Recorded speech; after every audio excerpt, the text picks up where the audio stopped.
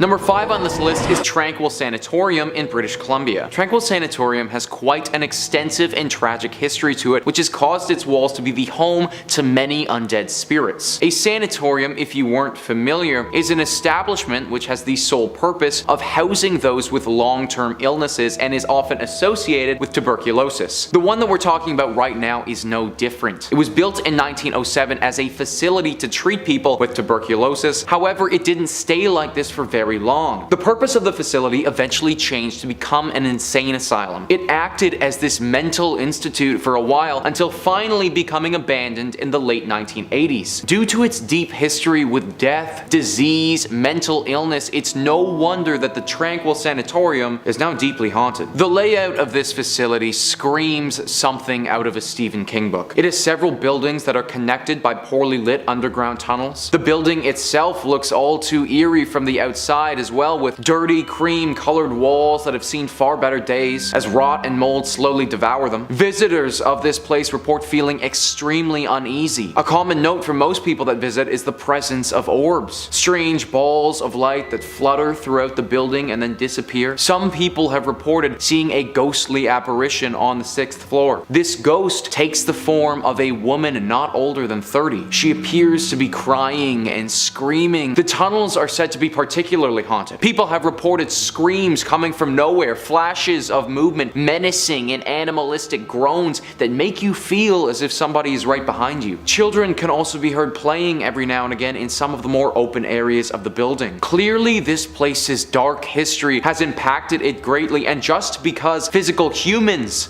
decided to abandon it in the 80s doesn't mean that it was truly abandoned for good. Number 4 on this list is the Ferguson House. The Ferguson House is part of Fort Edmonton Park, which, you guessed it, is located in Edmonton, Alberta. Fort Edmonton Park is a little tourist attraction that has buildings from 1885, 1905, and 1920 to represent the homes of the time. One of the houses is the Ferguson House. This home is interesting because during my research, I couldn't find any particular evidence of wrongdoings or tragic events at this home. In fact, for the most part, it seems like a pretty normal house. People have lived there before and no harm has befell them, but it seems that after they moved out and the home was donated, that's when things started to go a little bit haywire. There are reportedly 3 ghosts or demons that haunt this home, each one scarier and more dangerous than the next. The first one is the ghost of a beautiful floating woman who is dressed in all white. People have said that they've spotted her in the windows of the home looking out at them or slowly drifting throughout the living room. The second one is the ghost of a little boy. The boy will appear to certain people looking extremely ill. It is currently unknown if this boy died in and around the area or what disease he is suffering from, but it is said that he resides in the home with the woman in white. The third being is by far the scariest of all 3. A ventriloquist dummy that will appear in the home or in the cupboards. This thing can move all by itself and talk by itself. It is very similar to the popular horror franchise Chucky, and it's said by some to be seeking to harm the living. I'm not sure if the ghost of the ventriloquist has taken over this dummy or if the dummy has taken on its own persona, but I definitely do not want to go anywhere where the primary residence is a demon puppet. Number 3 on this list is the 5 Fisherman restaurant. This is a restaurant in Halifax, Nova Scotia, known for its exceptional oysters and also its ghostly inhabitants. The ground that this restaurant sits on wasn't always utilized for serving up fish and chips though. In fact, it has a very long history. In the early 1800s is when the building went up, and for a long time it acted as the town's only school. Nothing ghoulish or demonic about that. However, at around the turn of the century, the school moved and the building took on a new purpose. It became the mortuary for Halifax and made its dealings with the dead. Now, not every mortuary is going to become haunted, but this one had quite a lot to deal with over the years. In 1912, the unsinkable ship, the Titanic, sunk. It sunk roughly 640 kilometers off of the eastern shores of Canada, and therefore the closest places to assist with the rescue was these eastern provinces. Halifax acted as the leader in these rescue processes, and because of that, the mortuary had an onslaught of bodies of people whom had died on the ship. 5 years after that tragedy, Halifax incurred one of their own with the massive Halifax explosion. This was where a munitions ship exploded and it killed roughly 2,000 people just like that. This mortuary served as the primary designation for both of these incidents, and due to the unnatural deaths here, it makes sense that some spirits have clung on. Guests and employees alike have reported seeing ghosts all over this mortuary that turned restaurant. One of the dishwashers reported running out of the restaurant when he looked up from what he was doing and was staring directly at a ghost-like specter. The restaurant has attempted to have serious renovations done. However, I don't think that any amount of structural changes will get these spirits to rest for good. Number 2 on this list is the Frank Slide. Now, even though the Frank Slide sounds like it could be a fun, popular dance move that takes over TikTok for a few weeks, it is far more morbid than that. On April 29th in 1903, in the mining town of Frank, which at that time was part of the Northwest Territories but is now a section of Alberta, there was a horrible tragedy. 110 million tons of limestone and rock came tumbling down in one of Canada's biggest landslides ever. This fell onto part of the town of Frank. Frank was located right next to Turtle Mountain, which after extensive mining had grown unstable. On April 29th, it all came crashing down and claimed the lives of 70 to 90 people. It is still to this day Canada's most deadly landslide to ever occur in history, and was a horrible tragedy that can only remind us how fleeting life can be. I think the craziest part about this landslide as well is that it wasn't just miners who were killed. Their wives, their families, all of them died at the hands of the Frank Slide. The remains of these bodies were never recovered either, as the damage from the slide was far too devastating. Where all of this happened is now a section of a town called Crow's Nest Pass, and over a century later, the ghosts of the dead still haunt the area. This place is somewhere where visitors have reported feeling very unsafe. They say that the overall feelings of uneasiness are almost too much to bear and that they have to leave. Cries, howls, screams, this can all be heard late at night as you're trying to sleep. Lanterns will be seen in the night walking around at the hands of unknown apparitions. It is basically a full ghost town of people who never deserved to die in the first place, all wanting to get a second just to feel their lives again as they were so unfairly ripped away from them. Definitely one of Canada's most horrific tragedies, and now home to one of its most haunted locations. Number 1 on this list is the Banff Springs Hotel. This hotel is located in Banff, Alberta, and is truly one of the creepiest places that I've ever read about. Now, first off, I want to note the hotel itself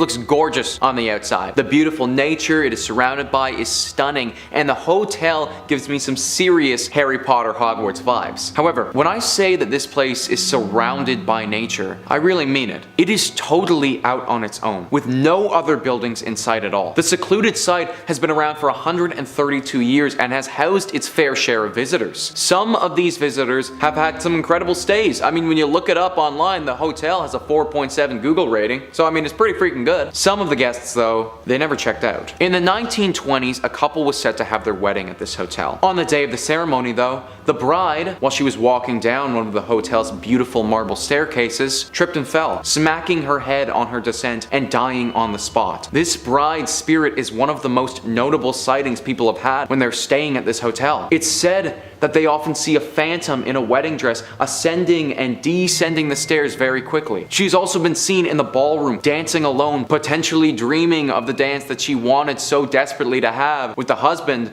that she never got to marry. In 1975, a longtime bellman of the hotel, Sam, died there. Since then, sightings of Sam have been pretty consistent. One story details how 2 women lost their room key and called the front desk to go and get it. The front desk person sent someone to go and open their room for these ladies. When that person had got there, though, the ladies were already in the room and said that another bellman had let them in. They described Sam to a T when they spoke about the bellman who helped them out. Instances like this have occurred time and time again at the hotel, with many people believing his spirit is still working there. Finally, with this hotel, you have room 873. Room 873 is rumored to be the home of a gruesome murder. One evening, a family was staying there, and the father, for some unknown reason, lost his mind, murdering his family and himself. After completely refurbishing the room, the hotel put it back in service, but now people who have stayed there report hearing the screams and the cries as if they were still dying. If you have to stay at this hotel, definitely avoid room 873. In at number 5, we have James Bay Inn in Victoria, British Columbia.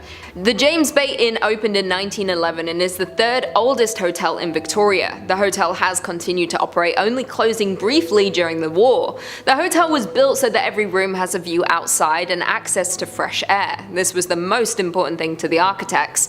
The hotel bought enough land that there was nothing blocking guests' view. In 1942, the hotel was purchased by the Mother Cecilia's religious order. From then until 1945, the hotel was run as St. Mary's Priory. During this time, the building had its most famous visitor, the Canadian painter Emily Carr. The Canadian painter Emily Carr was a patient at the Priory during her illness. It was here that she spent her final days and finally succumbed to her illness. Many believe that her spirit did not pass on. It could have been that she has unfinished business, a painting she had yet to finish. In the final days before she died, she was made aware she was to be awarded an achievement for her life's work, an award she did not live to see. The room that was used for the sick in 1945 has since been refurbished a number of times. It is now a men's room leading off from the pub. It is believed that her spirit is unhappy that where she had her final moments has been turned into a restroom. There are reports that she likes to play around with the ghost. She will call the phones in the rooms at night. When answered, no one is there. She has also been seen to appear at the end of the beds watching people sleep at night. She was also once seen in a mirror of the washroom. The scared guest told others, but no one else saw her on investigation. Coming in at 4, the legend of Gibraltar Point Lighthouse. The Gibraltar Point Lighthouse is located on the Toronto Islands in Toronto. Beginning in 1808, it is the oldest existing lighthouse on the Great Lakes and one of Toronto's oldest buildings. Now, due to its age, this lighthouse is of course shrouded in mystery, specifically regarding its first keeper, J.P. Radamula. According to the legend, soldiers from Fort York visited J.P. on the evening of January 2nd, 1815 in search of his bootlegged beer, but they had too much to drink and a dispute broke out, culminating in the keeper's murder. The inebriated soldiers tried to conceal their crime by chopping apart the corpse and hiding the remains. In 1893, then keeper George Dernan searched for the corpse and found part of a jawbone and coffin fragments near the lighthouse, though it was never definitively proven that they were linked to JP. As one of the oldest legends in Toronto, the truth behind the lighthouse keeper's death and disappearance remains a mystery even to this day, and the legend certainly lives on. In at number 3, we have the Fairmont Chateau Laurier in Ottawa. The Fairmont Chateau was originally commissioned to be built in the early 1900s by Charles Melville Hayes. Charles was the president of the Grand Trunk Railway.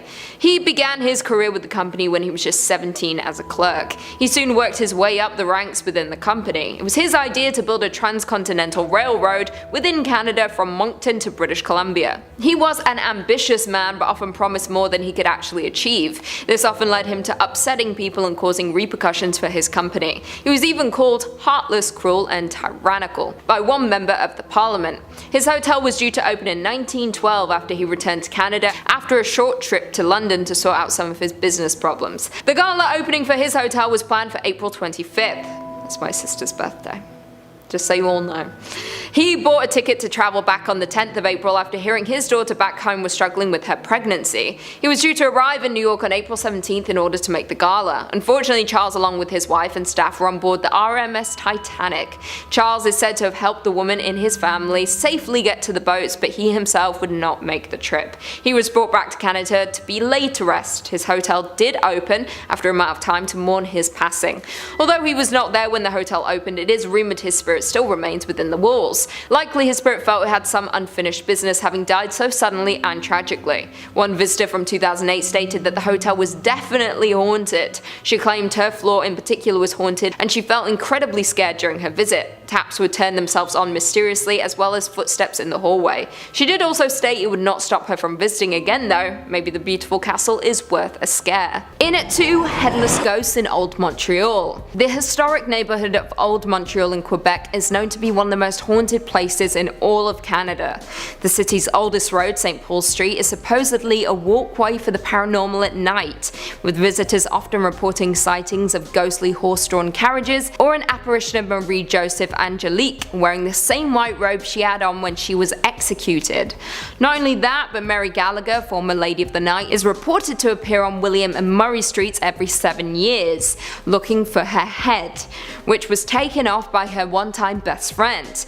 If this doesn't do it for you, you can also head over to the Old Montreal graveyards, which are known to be abound with ghostly activity, especially in Mount Royal, North America's largest intact cemetery.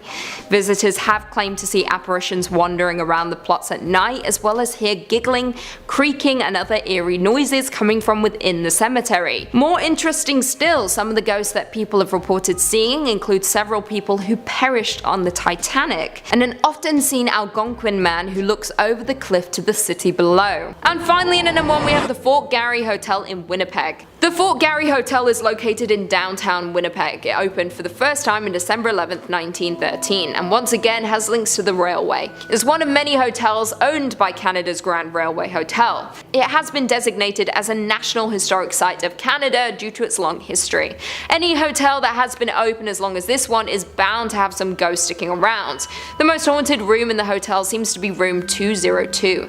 Many years ago, a woman and her husband checked into the hotel for their visit to Winnipeg. It is said that the husband had left to run an errand, leaving his wife at the hotel for a short time. When he didn't return for hours, the wife became worried. She then got a call from the police that he had been involved in a car accident. He did not survive the crash. Stricken with grief, the woman spent many days in the room locked away. She then decided to take her own life as she could not go on without her husband. Since then, the room is said to hold her angry spirit. Both staff and guests have made similar reports of seeing blood dripping from the walls. One woman claimed that during her stay in the room she was awoken twice by the feeling of someone getting into bed with her. The ghost is not only confined to the room, others have seen her in the hotel lounge, sat in a corner dressed in all black, crying over her lost love. She is not the only ghost at the Fort Garry Hotel though, simply the only one who can be identified. There are also reports of a man. He has been seen at the foot of guest's bed while they sleep. When they awake to confront the intruder, he disappears. One employee once entered the dining hall and saw a man sat at one of the tables. He called to the man that he would have to leave. He went to get help, but when he returned, the man was gone. In at 5, the Lady in Red in Lower Bay Station. Now, a lady in red is a popular theme in many legends and ghost stories, with few popping up across America and Canada. However, this one comes from Toronto, specifically below Bay Station, where another subway station lies, Lower Bay Station. The Toronto Transit Commission reportedly opened the station in 1966 while experimenting with routes, but soon realized that if the route was to become delayed, it would slow down the entire subway system. Therefore, it was shut down just 6 months later. The city later went on to build Bay Station on top of it, connecting the two platforms with a red door that is only accessible to employees. Workers and occasional movie productions still use the old station, however, and it is here that folks have claimed to have seen the Lady in Red wandering the abandoned tracks. People have reported that she has no legs and had only black holes for eyes. Her apparition only lingers for 30 seconds before disappearing. Some believe it to be a woman that was pushed onto the tracks, but no records of any such incident exist. Others think it's more likely she was a former resident of Potter's Field, a cemetery for social outcasts and the poor, which the city attempted to relocate in 1855 to build the station. In at number 4 we have Fairmont Royal York in Toronto. Opened in 1929 by Canadian Pacific Hotels, the Fairmont Royal York in Toronto has been a member of historic hotels worldwide since 2017. When it first opened, the hotel was the tallest structure in the entire British Empire. Within a year, the demand for the hotel grew so much the hotel already had its first renovations to add more rooms. Like most other hotels around that time, the hotel was designed as a chateau and Art Deco style architecture. This hotel has also hosted royal family members King George IV and Queen Elizabeth during their royal visit to Canada. The hotel is believed to have at least 4 ghosts who like to walk the halls of the historic hotel. An author named John Robert Colombo wrote the book Mysteries of Ontario. In the book, he mentioned a ghost that he came across during his stay at the Fairmont Hotel. According to the book, he saw an apparition of a man. He said he was a grey-haired man in a maroon jacket. He saw the man in the hallway of the 8th floor. Others have also reported seeing the man in different areas of the hotel. There is another story about a young woman who used to work at the hotel. The former employee once went missing during her shift.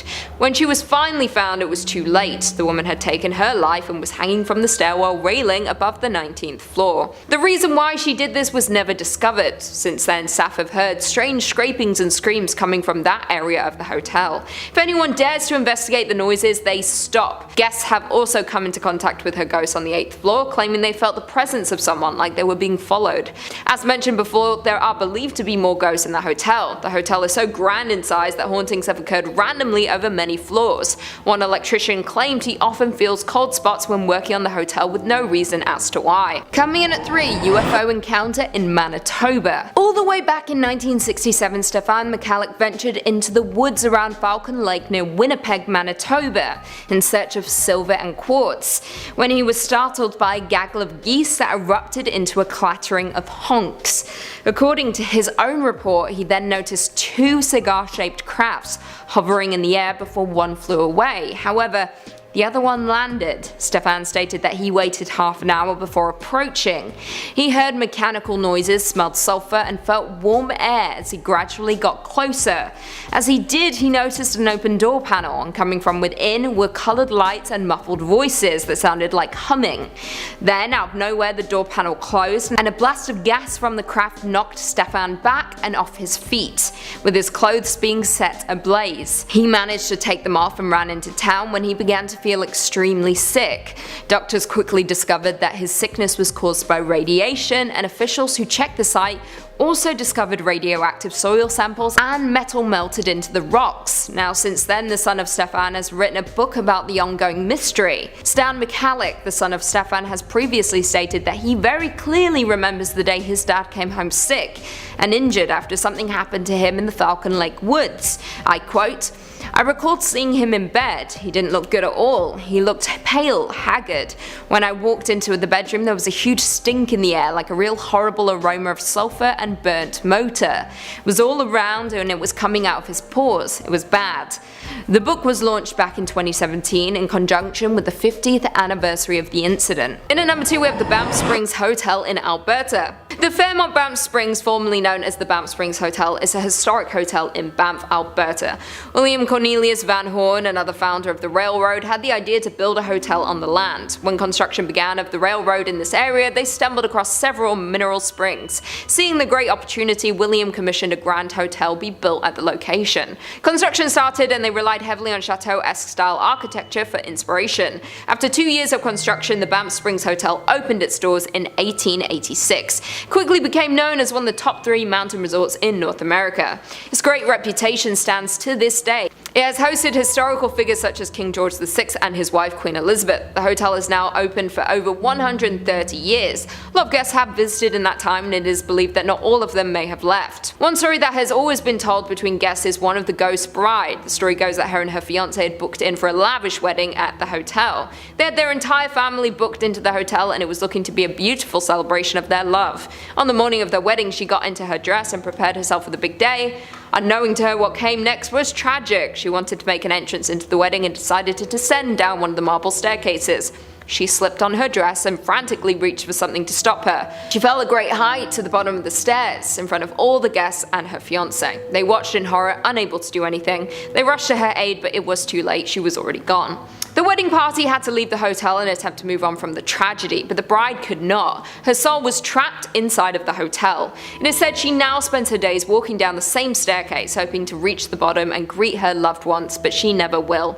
This is a common sighting for guests of the hotel. You can feel a chill run down you if you walk those steps today. Some guests have even heard crying echoes across the marble floors, unable to see what might be causing it. Maybe one day she will find peace in the afterlife, but right now she continues to haunt the halls of the hotel. And finally, coming in at number 1, the Cave Monster. One of the most haunting legends to come out of Canada comes to us from my city, Toronto, once again, and supposedly took place in August 1978.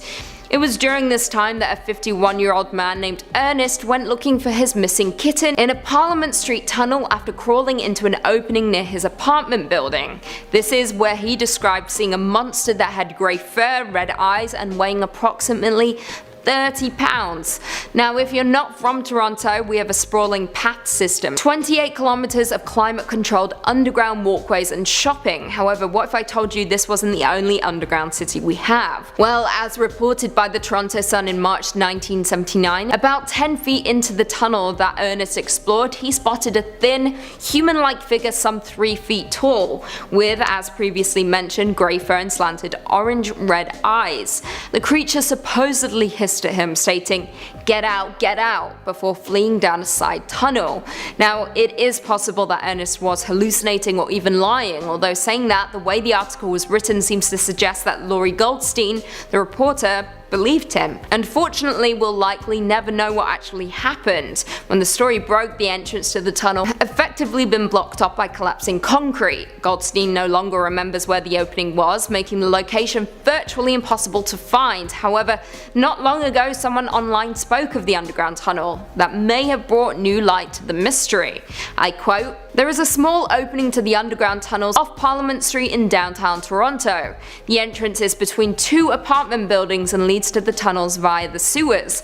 The underground city beneath Toronto has its centre beneath Gerrard Street and Church Street. Above this area, strange magnetic effects have been observed. It is believed that underground equipment utilizing powerful magnetic fields are responsible for the bizarre equipment failures that often are the cause of these accidents." Well, now we know the tunnels are real, do you believe the monster is? You decide. Coming in at number 5, we've got Ogo Pogo. Let's start with a famous one. Move over Nessie, we've got a Canadian sea cryptid to discuss. If you've ever been to British Columbia, you'll know that there are plenty of mountains and lakes to explore. One of the more well-known ones, both for its picturesque qualities and supposed housing of a monster, is Lake Okanagan. Situated in Kelowna, this lake is famous for its vacation-friendly beaches. But if you head out looking for a relaxing day on the water, you might meet up with a strange beast. Sightings of the Ogo Pogo date back to 1972, but indigenous legends have been telling tales of the creature for much longer. It's described as a long, slender creature with many humps and a horse head that peeks out of the lake during thunderstorms. Sound familiar? While not nearly as famous, Ogo Pogo is quite similar to Nessie when you get down to it. Both are aquatic, hard to find, and attract all sorts of cryptid hunters. All sorts of folks have claimed to see Ogo Pogo swimming around, popping its head out of the water from time to time. Photos and videos are common, but none are really verifiable or convincing.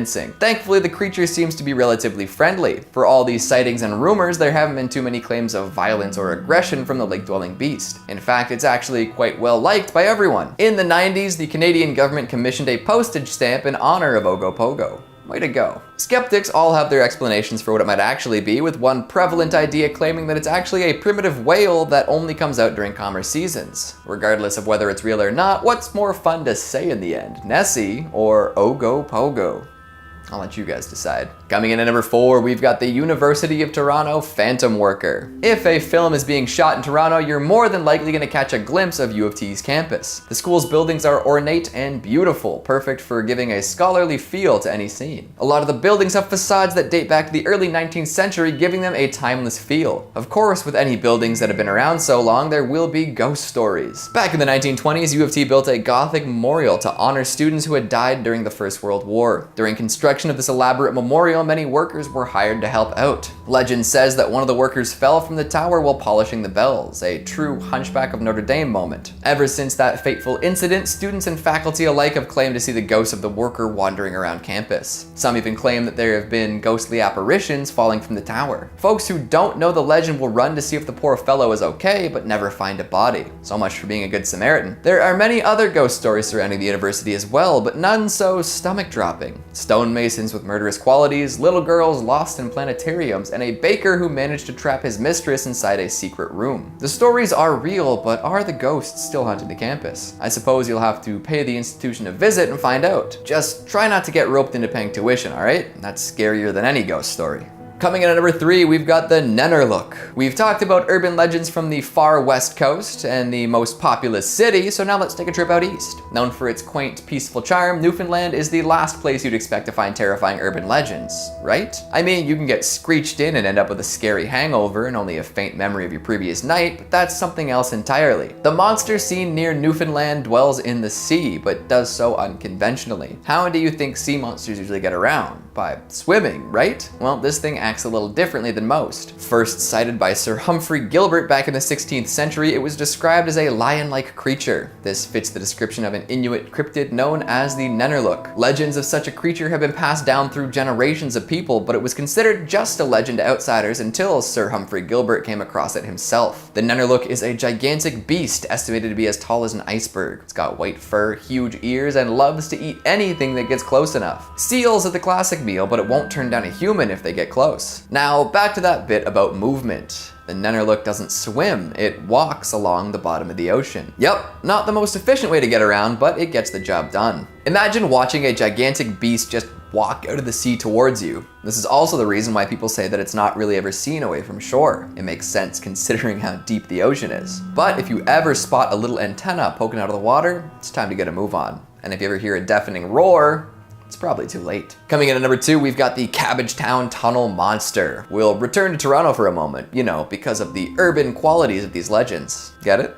Well, every tunnel system has its fair share of legends, and the Cabbagetown Tunnel is no exception. I'm surprised nobody's gone back and tried to get footage of this strange creature. Back in the 70s, a kitten ran away from home. While searching for his lost feline, a man came across a tunnel in Cabbagetown. Thinking that the kitten might have run in here to hide, he descended down into the abyss. Scanning the darkness for any sign of the little animal, he noticed some motion off to the side. Thinking it might be what he was looking for, the man pointed his flashlight at the movement and saw something he was definitely not expecting, neither cute nor cuddly. He claims to have seen a monkey-like creature with glowing orange eyes standing at half the height of a man covered in gray fur. If that horrible sight wasn't enough, listen to this. The man froze up and kept his light trained on the monster. The monster didn't like this much and told the man in an awful, trembling voice, "Go away. Go away." And guess what the man did next? He hightailed it out of there and didn't look back. This story made its way around for a while, but nobody ever properly looked into it. That is, until a year later. The man's friend had convinced him to share his story, so he went to the Toronto Sun with the scoop. A reporter accompanied him back to the tunnel, and they both scoured the inside. Looking around, they didn't find any evidence of a monster, but they did discover the remains of a cat. Some speculate that the tunnel leads to a point in the Toronto sewer system, and others have different ideas. Either way, nobody has seen the Cabbagetown sewer monster since. Would you go looking? Finally, at number 1, we've got the ghost ship of Northumberland Strait. Heading back east for a moment, let's consider the Northumberland Strait. This is a body of water that separates Prince Edward Island from Nova Scotia and New Brunswick. It's said that there is a ghost ship that sails upon the strait, more often than not totally engulfed in flame. The legend dates back over 200 years and always seems to play out the same way. Folks on land will look out to see a beautiful schooner with pure white sails. As they look on, these sails will catch fire and the whole ship starts burning. Often people will head out on rescue missions only to find that there was never a ship to begin with. Legend says that the ship will only appear before a northeast wind, predicting a storm. So where does this ghost ship come from, and why does it always come back? Well, some people believe that the ship was captained by a pirate who made a deal with the devil. The ship had been fired upon and was burning fast. He wanted his treasure hidden and protected, so he signed the pact and sealed his fate. Now he and his crew are doomed to sail forever on this perpetually burning ship.